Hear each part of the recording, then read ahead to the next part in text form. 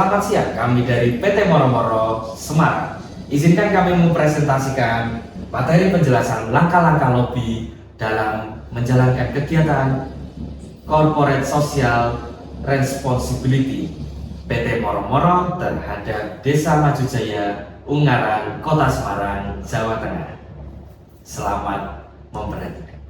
Perkenalkan, saya Daya Syahralia Tini Kumara dengan NIM 20M10008. Perkenalkan, nama saya Izgi Kanadia Permatasari dengan NIM 21M10025. Perkenalkan, nama saya Selly Suryani dengan NIM 21M10037. Perkenalkan, nama saya Anastasia Aini Hamsari, NIM 21M10082. Perkenalkan, nama saya Bernardus Bimo Gunawan Soko, NIM 21M10014. Perkenalkan, nama saya Brian Elvanus Setiawan dengan NIM 21M10033. Perkenalkan, nama saya Tirza Regina Rismanita dengan NIM 21M10077. Perkenalkan, nama saya Dede Panulus Wadi dengan NIM 21M10094. Perkenalkan, kami PT Moro-Moro Semarang. PT Moro-Moro adalah perusahaan perseroan terbatas yang bergerak pada bidang konstruksi pembangunan perumahan elit yang bergerak pada area Provinsi Jawa Tengah. Sebelum masuk ke tahapan lobby, saya akan memaparkan tentang analisis situasi awal terlebih dahulu. Yang pertama adalah tentang keunggulan, di mana perusahaan PT Moro-Moro dan juga Desa Majujaya itu hidup berdampingan sehingga tidak dapat terlepas satu sama lain dan menjadi sebuah keunggulan bagi perusahaan karena selalu akan membutuhkan satu sama lain. Lalu kelemahannya adalah pandangan pada perusahaan telah buruk sehingga lebih sulit untuk melakukan pendekatan terhadap warga desa Majujaya. Lalu yang ketiga adalah kesempatan, di mana hubungan antara masyarakat Desa Majujaya dan juga PT Moro-Moro itu akan terbentuk kembali ketika program CSR itu sudah sesuai dengan kesepakatan yang ditentukan di awal nanti. Lalu masuk ke ancaman, di mana stigma buruk warga Desa Majujaya membuat warga semakin sensitif dengan apapun pergerakan dari perusahaan PT Moro-Moro. Dalam proses Lalu untuk melaksanakan para lobby pihak untuk dan program kepentingannya. CSR PT Jadi Moro-Moro di ketika Desa melakukan Majujaya, lobby, kami terdapat membutuhkan pihak-pihak yang bersangkutan dengan pengetahuan kepentingannya. tentang pihak-pihak dan Terdapat kepentingannya dua pihak apa dalam terlebih dahulu. pelaksanaan lobby Yang di pertama dalam adalah kasus ini. pihak perusahaan, di Kedua mana pihak tersebut kami sebagai adalah Humas pihak PT lobby Moro-Moro dan itu pihak memiliki sasaran kepentingan lobby. untuk mempertahankan hubungan baik dan hidup berdampingan dengan masyarakat sekitar untuk tetap bisa melanjutkan keberlangsungan hidup perusahaan dalam jangka panjang dan juga untuk tetap merumuskan pengelolaan lingkungan dari masa sekarang hingga masa depan untuk masyarakat warga desa Majujaya. Lalu untuk pihak vendor sendiri, di mana pihak penggarap program CSR yang ada, ini penggarapan jalan utama di Desa Majujaya, itu hanya menjalankan tugas, kepentingannya hanya untuk menjalankan tugas sebagai penggarap jalan untuk mendapatkan profit dari perusahaan Moro-Moro. Yang selanjutnya adalah pihak warga desa Majujaya atau kepala desanya, di mana tentunya kepala desa itu mengutamakan untuk kesejahteraan rakyatnya. Jadi menghindarkan masyarakat dari segala kerugian yang dapat terjadi dari pihak-pihak lain. Desa untuk membangun kesejahteraan warga desa Majujaya. Dan yang terakhir, ada dari pihak warga desa Majujaya sendiri yang menginginkan hidup dengan tentram dan sejahtera di bawah kebijakan perangkat desa. Oke, selanjutnya ada tujuan jangka panjang dan tujuan jangka pendek. Yang pertama, tujuan jangka panjang membangun reputasi positif oleh perusahaan. Nah, caranya tuh dengan mengubah stigma negatif masyarakat Desa Majujaya terhadap perusahaan agar lebih positif. Nah, yang kedua tuh meningkatkan citra perusahaan di mata masyarakat Desa Majujaya. Yang kedua, menciptakan hubungan yang harmonis antar perusahaan. Nah, caranya tuh dengan membina hubungan yang harmonis terhadap perusahaan dengan Desa Majujaya. Selanjutnya tuh membangun kepercayaan Desa Majujaya terhadap perusahaan. Yang ketiga, keberlanjutan operasional perusahaan. Nah, hal ini itu dapat dilakukan dengan mendukung keberlanjutan operasional perusahaan dengan memastikan adanya dukungan dan komunitas lokal. Yang kedua tuh mengurangi potensi konflik sosial yang dapat mengganggu operasional oleh perusahaan. Yang keempat, ikut berkontribusi terhadap pembangunan lokal. Nah, hal ini tuh dapat dilakukan dengan melanjutkan komitmen terhadap perusahaan yang berkelanjutan di wilayah Desa Maju Jaya. Yang kedua, memberikan dukungan penuh terhadap pengembangan masyarakat. Sekarang masuk ke tujuan jangka pendek. Yang pertama, perbaikan infrastruktur terhadap Desa Maju Jaya. Nah, hal ini tuh dapat dilakukan dengan perbaikan jalan di sekitar Desa Maju Jaya, dan yang kedua itu meningkatkan kualitas jalan agar memudahkan aktivitas sehari-hari yang dilakukan oleh Desa Maju Jaya. Nah, yang terakhir itu peningkatan kehidupan warga Desa Maju Jaya. Hal ini itu dapat dilakukan dengan menunjukkan kepedulian perusahaan terhadap Desa Maju Jaya. Oke, untuk tujuan jangka pendek yang ketiga yaitu membangun komunikasi dengan warga Desa Maju Jaya. Hal tersebut dapat dilakukan dengan cara membuat saluran komunikasi berupa mengadakan pertemuan dengan perwakilan Desa Maju Jaya untuk membahas terkait kebutuhan dari Desa Maju Jaya itu sendiri dan apa masalah serta solusinya. Lalu yang keempat, mendapatkan dukungan dari warga Desa Maju Jaya. Dukungan awal ini sangat penting untuk didapatkan agar perusahaan dapat melakukan CSR dengan lancar. Jadi adanya dukungan awal dari warga Desa Maju Jaya itu sendiri berfungsi agar mengurangi resistensi yang akan terjadi nantinya. Resistance point merupakan titik di mana kegiatan lobby akan gagal. Dalam kasus ini, resistance point akan terjadi apabila pihak perusahaan ingin bertemu dengan warga desa untuk meminta dukungan awal dan melakukan sosialisasi terkait kegiatan CSR yang akan dilakukan oleh perusahaan, yakni PT Moro Moro. Di video ini dapat dilihat bahwa pihak desa tidak welcome terhadap kedatangan dari PT Moro Moro. Perwakilan desa hanya ingin pihak perusahaan bertemu dengan aktivis desanya saja, sehingga perusahaan tidak bisa menjelaskan secara langsung ke warga desa tentang kegiatan CSR yang akan dilakukan dan tidak bisa mendekatkan diri ke warga desa. Di sisi lain, ada kemungkinan bahwa aktivis desa tersebut tidak bersifat objektif dan punya kepentingan pribadi yang bertentangan dengan kegiatan CSR yang akan dilakukan oleh perusahaan. Sehingga ada kemungkinan untuk menghalangi atau menolak kegiatan CSR yang akan dilakukan oleh PT Moro Moro dengan cara mempengaruhi warga Desa Maju Jaya lainnya. Pada akhirnya, hal tersebut dapat membuat proses lobbynya menjadi gagal, yakni Desa Maju Jaya akan tetap memiliki stigma negatif terhadap PT Moro Moro dan kegiatan CSR tidak dapat terlaksana. Oke, selanjutnya ada analisis potensi lobby. Kami menggunakan analisis SWOT. Yang pertama ada strength. Strength di sini ada 3, ada kemampuan finansial. Kami PT Moro Moro memiliki kemampuan finansial yang dapat mendorong dan mendanai program CSR pembangunan dan perawatan dengan baik. Lalu kemudian ada reputasi perusahaan. PT Moro Moro akan memiliki reputasi sebagai perusahaan yang peduli dengan lingkungan dan sosial. Lalu yang ketiga ada ketersediaan sumber daya. PT Moro Moro memiliki sumber daya yang cukup untuk dibutuhkan dalam melaksanakan program CSR seperti peralatan dan tenaga kerja. Lalu yang kemudian ada weakness, yaitu kelemahan. Meskipun ada 3, pertama ada kurangnya kepercayaan masyarakat, di mana di sini adanya kepercayaan masyarakat berkurang karena kami dari PT Moro Moro mengakibatkan kerusakan jalan dan polusi udara sehingga mencoreng citra kami. Lalu kemudian yang kedua ada kurangnya komunikasi. Jadi karena kurangnya komunikasi ini, kami PT Moro Moro dan masyarakat mengalami miskomunikasi. Lalu yang ketiga ada kurangnya koordinasi. Kurangnya koordinasi di sini adalah di mana antara PT Moro Moro, pemerintah desa dan para stakeholder yang terkait itu dapat menghambat pelaksanaan CSR kami.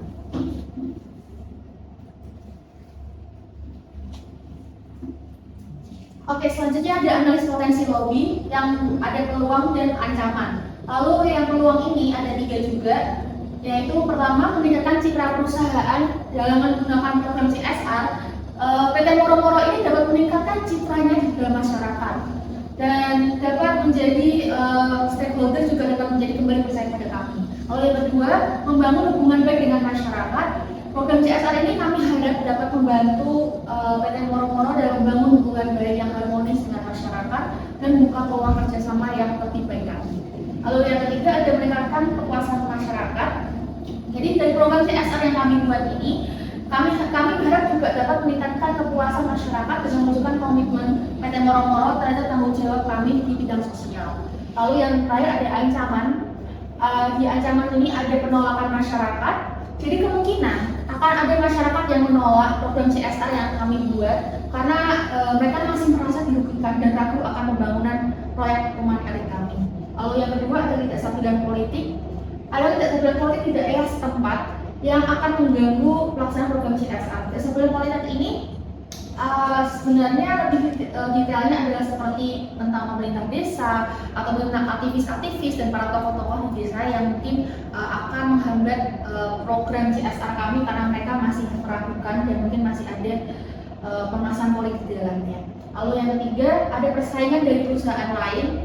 Perusahaan lain yang melaksanakan program CSR ini mungkin bisa bentrokan dengan kami yang berada di Desa Maju Jaya sehingga akan menghambat CSR yang kami lakukan dan akan mendapatkan hukuman masyarakat. Selanjutnya ada tantangan utama yang mungkin muncul selama proses lobby. Pertama, membangun kembali kepercayaan masyarakat.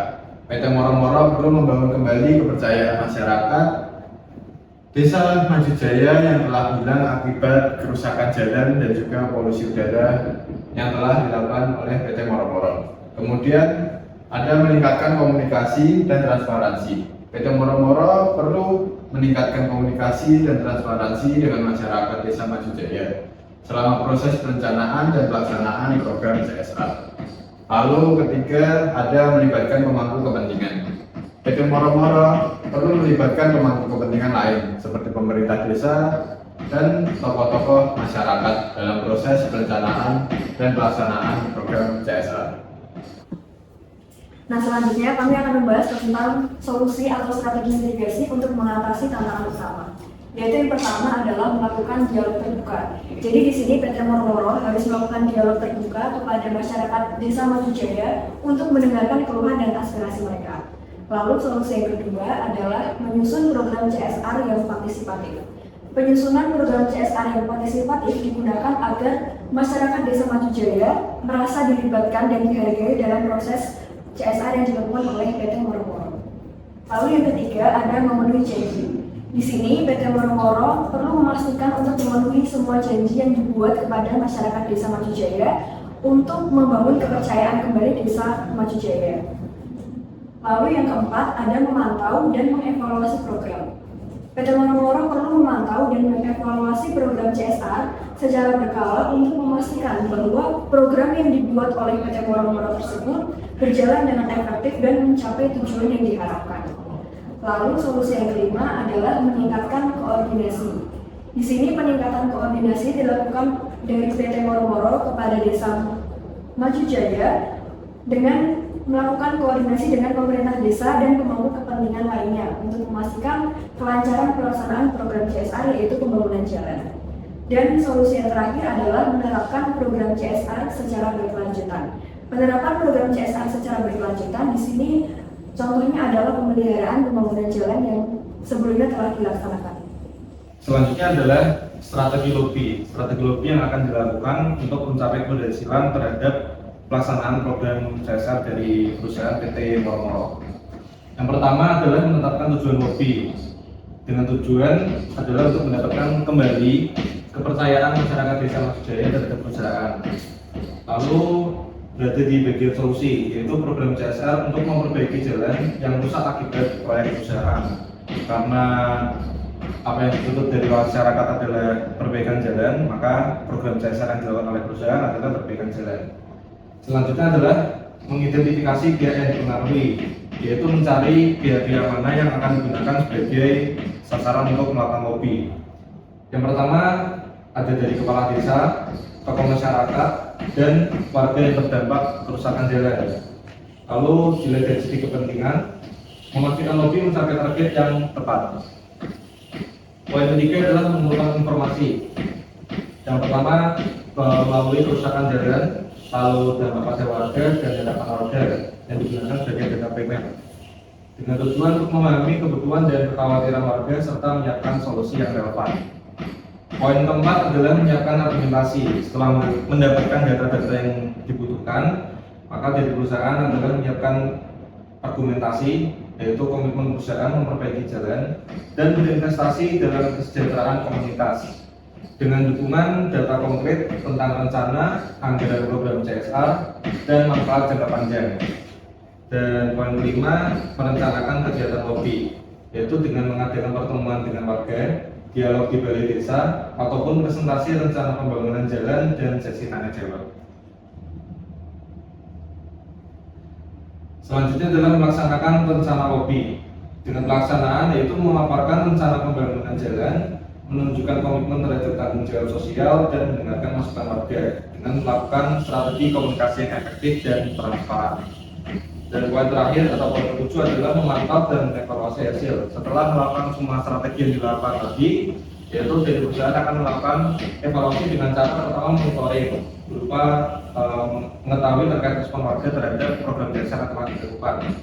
Setelah mengetahui respon warga, maka perusahaan akan melakukan evaluasi untuk mengetahui apakah lobby yang dilakukan sudah tercapai dan akan dilakukan perbaikan jika diperlukan untuk memastikan keberhasilan dari program CSR. Oke, itu tadi adalah langkah-langkah lobby yang dilakukan untuk mencapai tahap keberhasilan. Lalu bagaimana jika mengalami penolakan dari warga? Ada beberapa langkah. Yang pertama adalah melakukan analisa mendalam terhadap penolakan dengan melakukan identifikasi alasan, yaitu menelusuri penyebab penolakan warga secara detail untuk mengidentifikasi kekhawatiran yang belum terjawab atau kesalahpahaman yang terjadi. Lalu dengan melakukan analisa umpan balik, yaitu mengumpulkan dan analisis umpan balik dari warga untuk memahami perspektif mereka lebih baik. Di langkah kedua, yaitu melakukan membangun kembali kepercayaan, menggunakan strategi komunikasi terbuka untuk meningkatkan komunikasi melalui forum terbuka atau pertemuan reguler untuk memastikan bahwa warga merasa didengar dan dihargai. Dengan begitu, maka perusahaan dapat melakukan transparansi dengan menjelaskan langkah-langkah yang akan diambil oleh perusahaan dan bagaimana keputusan tersebut diambil. Untuk langkah ketiga yaitu mengubah pendekatan. Mengubah pendekatan di sini adalah dengan cara meningkatkan partisipasi warga, mengajak warga untuk terlibat aktif dalam program CSR, misalnya dengan membentuk perwakilan warga untuk pengawasan pembangunan jalan. Selain itu, di poin keempat adalah menyesuaikan program CSR. Menyesuaikan dalam arti menentukan kembali prioritas berdasarkan kebutuhan, memastikan program CSR sesuai dengan kebutuhan dan prioritas warga. Jika pembangunan jalan bukan kebutuhan, maka kita harus mencari tahu kebutuhan lain yang lebih mendesak. Selain itu, dengan menentukan prioritas, maka dilakukan pula keberlanjutan program. Menawarkan program CSR yang berkelanjutan dan memiliki dampak jangka panjang. Poin selanjutnya itu menggunakan media untuk edukasi dan informasi. Maka perusahaan akan melakukan kampanye informasi, menggunakan media sosial untuk menyebarkan informasi mengenai program CSR dan manfaatnya. Selain itu juga melakukan studi kasus positif, menyajikan studi kasus atau contoh positif dari desa atau komunitas lain yang telah merasakan manfaat program serupa. Setelah kita melakukan langkah-langkah itu tadi, kembali perusahaan akan melakukan evaluasi dan penyesuaian ulang. Monitoring dan evaluasi, lakukan monitoring dan evaluasi secara berkala untuk menilai efektivitas program dan respon warga, menggunakan hasil evaluasi untuk melakukan penyesuaian yang diperlukan. Setelah itu, kita akan melakukan konsultasi berkelanjutan, yaitu dengan melanjutkan konsultasi dengan warga secara berkala untuk memastikan program tetap relevan dan bermanfaat. Berikut daftar pustaka sebagai acuan dari kelompok kami. Yang pertama ada sebuah jurnal berjudul Praktik Lobby dan Negosiasi oleh Legislator sebagai bentuk komunikasi politik dari Jurnal Komunikasi dan Teknologi Informasi tahun 2020. Lalu yang kedua ada sebuah studi kasus berjudul Hasil Mengecewakan Proyek CSR PT Berau Coal ditolak Lurah Gunung Tabur, diambil dari Berau Terkini tahun 2024. Lalu yang terakhir kami mengambil dari sebuah buku dari bab konsep dan teknik lobby dan negosiasi dari buku Manajemen Komunikasi Modern Universitas Gadjah Mada tahun 2020. Sekian presentasi dari kelompok kami ucapkan terima kasih. Sampai jumpa.